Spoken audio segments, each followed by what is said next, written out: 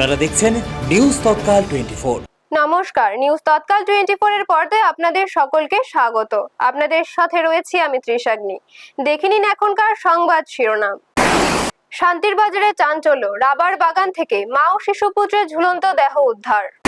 সোনামুড়ায় বিজেপির বিজয় মিছিলে সুশান্ত দেবের কড়া আক্রমণ, মমতাকে নিশানা করে বিতর্কিত মন্তব্য। বিশ্ব রেড ক্রস দিবসে ধর্মনগর জেলা হাসপাতালে মেগা রক্তদান শিবির। বিশ্রামগঞ্জ বাজারে ভয়াবহ অগ্নিকাণ্ড, পুড়ে ছাই 3 দোকান, ক্ষতি 30 লক্ষাধিক। তেলিয়ামুড়ায় অগ্নিদগ্ধ হয়ে গৃহবধূর মৃত্যু, পারিবারিক অশান্তি ঘিরে চাঞ্চল্য। রাতের আকাশে রহস্যময় আলো, পরে জানা গেল মিসাইল পরীক্ষার ঘটনা। ধর্মনগরে যুবনেতার মৃত্যু ঘিরে সোশ্যাল মিডিয়ায় বিতর্ক, থানায় অভিযোগ। দেখে নিন এখন সংবাদ বিস্তারিতভাবে। নিঃশব্দ রাবার বাগানের গভীরে যেন লুকিয়ে ছিল এক হৃদয় বিদারক ট্র্যাজেডি। শুক্রবার বিকেলে শান্তিরবাজার মহকুমার মৈনাক্ষ পাড়ায় মা ও ছেলের ঝুলন্ত মৃতদেহ উদ্ধারের ঘটনাকে কেন্দ্র করে চাঞ্চল্য ছড়িয়ে পড়ে গোটা এলাকা জুড়ে। অস্বাভাবিক এই মৃত্যুর ঘটনায় শোকের ছায়া নেমে এসেছে স্থানীয়দের মধ্যে। জানা যায়, শুক্রবার বিকেল নাগাদ স্থানীয় কয়েকজন বাসিন্দা গভীর রাবার বাগানে গরু চড়াতে গিয়ে একটি গাছের সঙ্গে মা ও ছেলের ঝুলন্ত দেহ দেখতে পান। ঘটনাটি নজরে আসতেই সঙ্গে সঙ্গে খবর দেওয়া হয় শান্তির বাজার থানায়। খবর পেয়ে ঘটনাস্থলে ছুটে যান দক্ষিণ জেলার অতিরিক্ত পুলিশ সুপার সুমন মজুমদার, মনপাথর ফাঁড়ির ওসি জয়ন্ত দাস, শান্তির বাজার থানার সেকেন্ড অফিসার সমীর বিশ্বাস, শান্তির বাজার মহকুমা শাসকের কার্যালয়ের ডিসিএম সৈয়ফ উদ্দিন আহমেদ সহ ফরেনসিক টিমের সদস্যরা। পুলিশ ও ফরেনসিক টিম ঘটনাস্থলে পৌঁছে তদন্ত শুরু করে। মৃতদের পরিচয় হিসেবে জানা গেছে তারা হলেন মৈনাক্ষ পাড়ার বাসিন্দা রাজেশ রিয়াং এর স্ত্রী মঞ্জিতা রিয়াং, বয়স 26, এবং তাদের 8 বছরের ছেলে ডিকসন রিয়াং। প্রাথমিকভাবে মৃত্যুর সঠিক কারণ সম্পর্কে কিছু জানা যায়নি। মৃতদেহ দুটির ময়না তদন্ত করা হবে বলে জানিয়েছে পুলিশ। একই সঙ্গে মা ও শিশুপুত্রের রহস্যজনক মৃত্যুর ঘটনায় এলাকায় তৈরি হয়েছে নানা প্রশ্ন ও ধোঁয়াশা। এই মর্মান্তিক ঘটনায় সমগ্র এলাকা জুড়ে নেমে এসেছে গভীর শোকের আবহ। ব্যুরো রিপোর্ট, নিউজ তৎকাল 24। সোনামুড়ায় বিজেপির বিজয় মিছিল ঘিরে সরগরম হয়ে উঠল গোটা শহর। মিছিলের মঞ্চ থেকে বিরোধীদের কড়া ভাষায় আক্রমণ করলেন বিশালগড়ের বিধায়ক তথা ত্রিপুরা প্রদেশ বিজেপি যুব মোর্চার সভাপতি সুশান্ত দেব। তার মন্তব্যকে ঘিরে নতুন করে রাজনৈতিক মহলে শুরু হয়েছে চর্চা। বিজেপি যুব মোর্চা সিপাহীজলা জেলা দক্ষিণ অংশের উদ্যোগে সোনামুড়া টাউন হল প্রাঙ্গণ থেকে এক বিজয় মিছিলের আয়োজন করা হয়। মিছিলটি শহরের বিভিন্ন পথ পরিক্রমা করে শেষ হয় স্থানীয় রবীন্দ্র চৌমুহনীতে এক পথসভায়। সেখানে উপস্থিত ছিলেন প্রাক্তন কেন্দ্রীয় প্রতিমন্ত্রী প্রতিমা ভৌমিক, বিধায়ক সুশান্ত দেব, বিজেপির সিপাহীজলা জেলা দক্ষিণ অংশের সভাপতি উত্তম দাস, যুব মোর্চার সভাপতি সুপাঙ্কু সরকার সহ দলের অন্যান্য নেতৃত্ব। সাংবাদিকদের মুখোমুখি হয়ে সুশান্ত দেব পশ্চিমবঙ্গের সদ্য প্রাক্তন মুখ্যমন্ত্রী মমতা বন্দ্যোপাধ্যায়কে কটাক্ষ করে বলেন, বর্তমানে তিনি আর রাজনীতিবিদ নন, বরং একজন এন্টারটেইনারে পরিণত হয়েছেন। পাশাপাশি মানসিক চিকিৎসারও পরামর্শ দেন তিনি। তার এই মন্তব্যকে কেন্দ্র করে রাজনৈতিক মহলে মিশ্র প্রতিক্রিয়া তৈরি হয়েছে।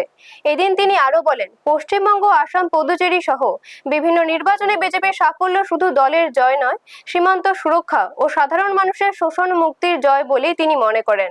অন্যদিকে পথসভায় বক্তব্য রাখতে গিয়ে প্রতিমা ভৌমিক আগামী 2028 সালের বিধানসভা নির্বাচনে সোনামুড়া মহকুমার 4টি আসনেই বিজেপির জয়ের লক্ষ্যের কথা তুলে ধরেন।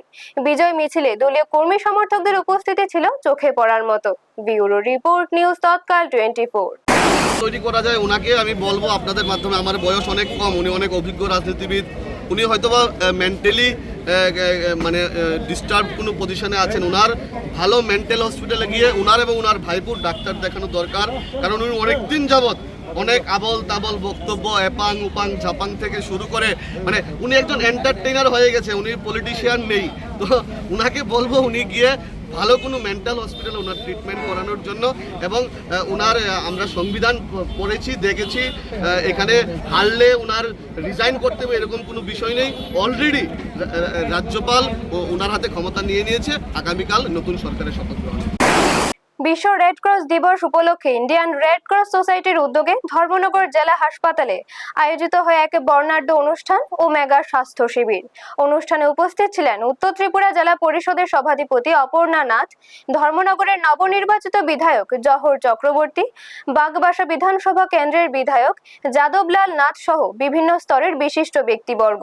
অনুষ্ঠানে বক্তারা রেড ক্রস সোসাইটির মানবিক কার্যক্রম ও সমাজ সেবামূলক ভূমিকার উপর আলোকপাত করেন। তারা বলেন, রক্তদান একটি মহৎ উদ্যোগ, যার মাধ্যমে বহু মানুষের জীবন রক্ষা করা সম্ভব। সমাজের সকল স্তরের মানুষকে স্বেচ্ছায় রক্তদানে এগিয়ে আসার আহ্বান জানান অতিথিরা। এদিনের রক্তদান শিবিরে বহু মানুষের স্বতঃস্ফূর্ত অংশগ্রহণ লক্ষ্য করা যায়। তরুণ তরুণী থেকে শুরু করে বিভিন্ন শ্রেণীর মানুষ রক্তদান করে মানবতার সেবায় সামিল হন। পুরো অনুষ্ঠান ঘিরে হাসপাতাল প্রাঙ্গণে ছিল এক মানবিক ও উৎসব মুখর আবহ। আয়োজকদের পক্ষ থেকে জানানো হয়, ভবিষ্যতেও এই ধরনের সমাজ সেবামূলক ও মানবিক উদ্যোগ ধারাবাহিকভাবে চালিয়ে যাওয়া হবে। ব্যুরো রিপোর্ট, নিউজ তৎকাল 24। উদ্যোগে আজকে যে রক্তদান শিবির হচ্ছে, আমি বলবো সেটা অত্যন্ত গুরুত্বপূর্ণ এবং আমাদের প্রয়োজন। আমাদের ব্লাড ব্যাংকে, ধর্মনগর জেলা হাসপাতালের ব্লাড ব্যাংকে যে পরিমাণ ব্লাড থাকে সেটা কিন্তু যথেষ্ট নয়। তো আমরা চেষ্টা করব বিভিন্ন সোসাইটির মাধ্যমে আরও বেশি করে কিভাবে ব্লাডের যোগান দেওয়া যায় সেই লক্ষ্যে আমরা কাজ করে চলছি। আজকে হচ্ছে ইন্টারন্যাশনাল রেড ক্রস ডে।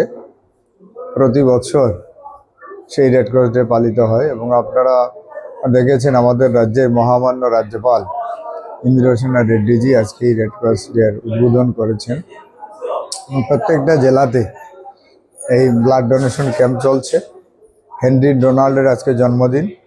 এই দিনকে এই ব্লাড ডোনেশন এবং বিভিন্ন সামাজিক কার্যক্রমের মাধ্যমে দিনটিকে প্রতিপালিত হয় এবং রেড ক্রস সবসময় মানুষের পাশে থেকে সেবার কাজ করে থাকে এবং রেড ক্রসের সদস্যরা যারা রয়েছেন ওনারা সবাই এই মানসিকতা নিয়ে কাজ করেন যে আমরা সমাজকে কিছু দিতে চাই এবং সমাজের প্রতি যে দায়বদ্ধতা রয়েছে সেই দায়বদ্ধতা নিয়ে ওনারা কাজ করেন বলেই রেড ক্রস দেখেছেন আপনারা বিভিন্ন সময় প্রাকৃতিক দুর্যোগ, খরা, বন্যা, কোথাও কারো বাড়িঘর পুড়ে ছাই হয়ে গেলে সেখানে তাদের পাশে দাঁড়ানো, এই কাজগুলো রেড ক্রস করে থাকে। কাঠ ফাটা রোদের দুপুরে আচমকাই আগুনের লেলিহান শিখায় আতঙ্ক ছড়ালো বিশ্রামগঞ্জ বাজার এলাকায়। মুহূর্তের মধ্যে দাউ দাউ করে জ্বলে ওঠে চৌমনি সংলগ্ন 3টি দোকান। চোখের সামনে ব্যবসায়ীদের বছরের পর বছর গড়ে তোলার স্বপ্ন পুড়ে ছাই হয়ে যেতে দেখে এলাকা জুড়ে নেমে আসে চরম উৎকণ্ঠা। শনিবার দোকান খোলার পর প্রতিদিনের মতো ঠাকুর আরাধনা করা হয়। সেই সময় জ্বালানো ধূপকাঠি থেকেই আগুনের সূত্রপাত হয়েছে বলে প্রাথমিকভাবে অনুমান করেছেন বাজারের ব্যবসায়ীরা। প্রথমে একটি দোকানে আগুন লাগলেও অল্প সময়ের মধ্যেই তা পাশের আরো 2টি দোকানে ছড়িয়ে পড়ে। আগুনের তীব্রতায় দোকানের ভেতরে থাকা বিপুল পরিমাণ সামগ্রী ভস্মীভূত হয়ে যায়। খবর পেয়ে ঘটনাস্থলে ছুটে আসে দমকল বাহিনীর 3টি ইঞ্জিন। দীর্ঘ চেষ্টার পর আগুন নিয়ন্ত্রণে আনতে সক্ষম হন দমকল কর্মীরা। তবে এই ঘটনাকে কেন্দ্র করে ক্ষোভ ছড়িয়েছে স্থানীয় ব্যবসায়ীদের মধ্যে। অভিযোগ, ঘটনাস্থল থেকে মাত্র প্রায় 300 মিটার দূরে বিশ্রামগঞ্জ অগ্নি নির্বাপক দপ্তর থাকা সত্ত্বেও সময় মতো কার্যকর পদক্ষেপ নেওয়া হয়নি। দমকলের গাফিলতির কারণেই আগুন দ্রুত ভয়াবহ আকার ধারণ করে বলে দাবি ব্যবসায়ীদের একাংশের। প্রাথমিকভাবে অনুমান করা হচ্ছে এই অগ্নিকাণ্ডে ক্ষতির পরিমাণ 30 লক্ষ টাকারও বেশি। ঘটনায় বাজার এলাকায় ব্যাপক চাঞ্চল্যের সৃষ্টি হয়েছে। ব্যুরো রিপোর্ট, নিউজ তৎকাল 24।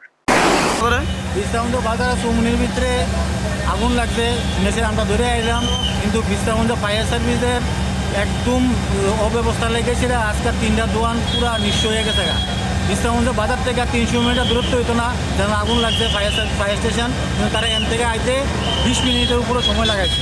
পরে শুনতে পারলাম কি তারা ড্রাইভারই নাই।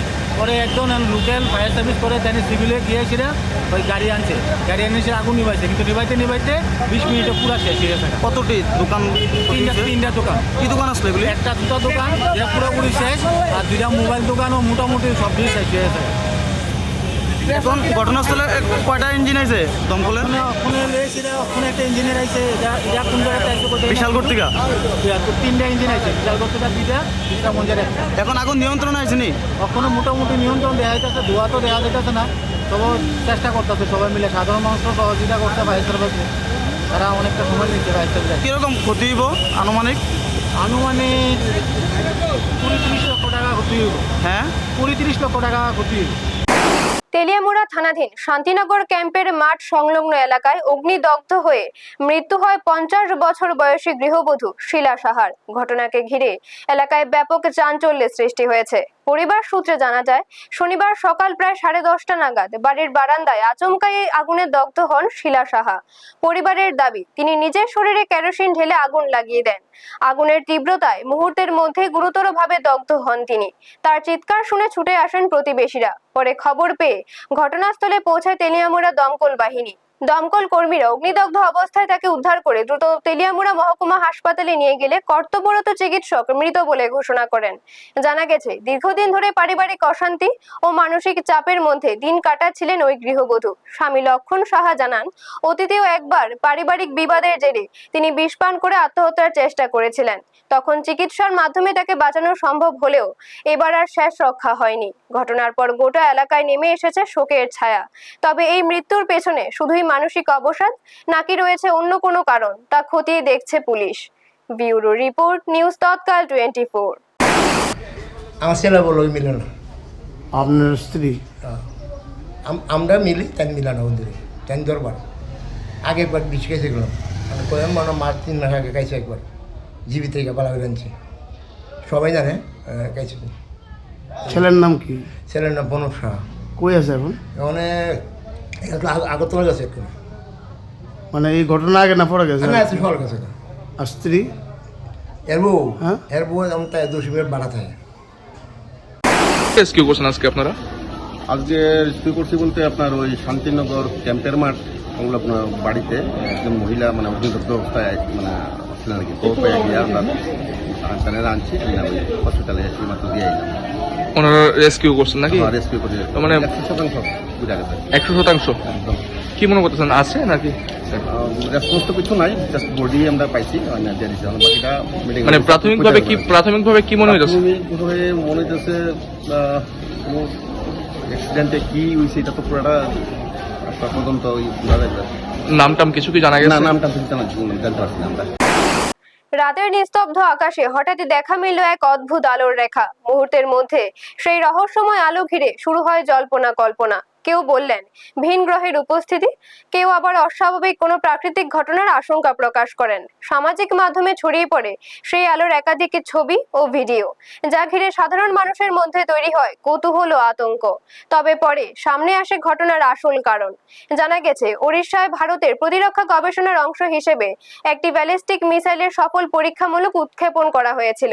সেই উৎক্ষেপণের পরই আকাশে তৈরি হয় উজ্জ্বল আলো রেখা ও বিস্ফোরণের মতো দৃশ্য, যা দেশের বিভিন্ন প্রান্ত থেকে দেখা যায়। বিশেষজ্ঞদের মতে, উচ্চ গতিতে মিসাইল বায়ুমণ্ডল ভেদ করার সময় আগুনের মতো উজ্জ্বল আলো সৃষ্টি হওয়া স্বাভাবিক ঘটনা। রাতের আকাশ পরিষ্কার থাকায় সেই দৃশ্য অনেক দূর থেকেও স্পষ্টভাবে নজরে আসে। প্রতিরক্ষা সূত্রে জানানো হয়েছে, পুরো পরীক্ষাটি ছিল সম্পূর্ণ পরিকল্পিত ও নিয়ন্ত্রিত। দেশের নিরাপত্তা ব্যবস্থাকে আরো শক্তিশালী করার লক্ষ্যে এই ধরনের ক্ষেপণাস্ত্র পরীক্ষা চালানো হয়। সাধারণ মানুষের আতঙ্কিত হওয়ার কোনো কারণ নেই বলেও জানানো হয়েছে। তবে হঠাৎ আকাশে এমন অস্বাভাবিক আলোর উপস্থিতি ঘিরে রাতভর নানা আলোচনা ও কৌতূহল ছড়িয়ে পড়ে সাধারণ মানুষের মধ্যে। ব্যুরো রিপোর্ট, নিউজ তৎকাল 24। ধর্মনগরের যুব মোর্চার সভাপতি রাহুল কিশোর রায়ের অস্বাভাবিক মৃত্যুর ঘটনাকে ঘিরে রাজনৈতিক ও সামাজিক মহলে চাঞ্চল্য অব্যাহত রয়েছে। এরই সাথে সামাজিক মাধ্যমে করা একটি পোস্টকে কেন্দ্র করে নতুন বিতর্কের সৃষ্টি হয়েছে। জানা গেছে, বিশ্বজিৎ দে নামে এক ব্যক্তি ফেসবুকে একটি পোস্ট করে ধর্মনগরের নবনির্বাচিত বিধায়ক জহর চক্রবর্তী সহ ধর্মিনী বর্ণালী গোস্বামীর বিরুদ্ধে একাধিক গুরুতর অভিযোগ তোলেন। এই পোস্টে দাবি করা হয়, মুখ্যমন্ত্রী মানিক সাহা রাহুল কিশোর রায়ের মৃত্যুর ঘটনায় সুষ্ঠু ও নিরপেক্ষ তদন্তের নির্দেশ দিলেও তা প্রভাবিত করার চেষ্টা চলছে। এই পোস্টকে কেন্দ্র করে বর্ণালী গোস্বামী নিজে ধর্মনগর থানায় গিয়ে ওসি মীনা দেববর্মার কাছে বিশ্বজিৎ দের বিরুদ্ধে একটি লিখিত অভিযোগ দায়ের করেন। অভিযোগের সামাজিক মাধ্যমে তার বিরুদ্ধে মিথ্যা ও উদ্দেশ্য প্রণোদিত প্রচার চালানোর কথা উল্লেখ করা হয়েছে বলে জানা যায়। থানার বাইরে সাংবাদিকদের মুখোমুখি হয়ে বর্ণালী গোস্বামী বলেন, কিছু সংবাদ মাধ্যম ও সামাজিক মাধ্যমে ইচ্ছাকৃতভাবে তার নাম জড়িয়ে বিভ্রান্তিকর তথ্য ছড়ানো হচ্ছে। তার দাবি, একটি শোকবহ ঘটনাকে রাজনৈতিকভাবে ব্যবহার করে অপপ্রচার চালানো হচ্ছে। এদিন তিনি প্রয়াত যুবনেতা রাহুল কিশোর রায়ের মৃত্যুতে গভীর শোক প্রকাশ করেন এবং শোক সন্তপ্ত পরিবারের প্রতি সমবেদনা জানান। ঘটনাকে কেন্দ্র করে বর্তমানে ধর্মনগরের রাজনৈতিক মহলে জোর চর্চা শুরু হয়েছে। ব্যুরো রিপোর্ট, নিউজ তৎকাল 24। এরকম একটি ছেলের আমাদের ঘরের ছেলে বলবো রাহুল, আর এরকম একটি দুর্ঘটনা, এটা সত্যি শোকের খবর। আর সেটা আমরা অবশ্যই চাইবো, যদি এই রাহুলের মৃত্যুটা আমরা কোনোভাবেই মেনে নিতে পারি না। রাহুল যেন আজকে যেভাবে উপরে চলে গেছে, সে যাতে ভালো থাকে, তার পরিবার যাতে ভালো থাকে, সেই কামনা আমি করছি। কিন্তু এরপর আমি আজকে এখানে আসার কারণ হচ্ছে যে এই রাহুলের মৃত্যুকে ঘিরে কিছু কতিপয় লোক, কিছু কতিপয় মিডিয়ারেরাও আমি বলবো যে এরা কি করছেন, আমার বিরুদ্ধে সরাসরি অভিযোগ করছেন যে আমি নাকি যে এই রাহুল কিশোর রায়ের মৃত্যুর পেছনে আমার হাত আছে।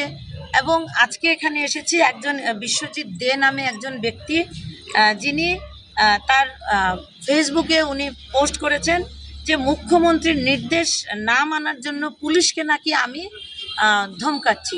তো এই ধরনের অপপ্রচার কিন্তু আমি কোনোভাবেই মেনে নিতে পারি না। এখনকার মতো সংবাদ এই পর্যন্ত। পরবর্তী সংবাদের জন্য চোখ রাখুন নিউজ তৎকাল 24 এর পর্দায়।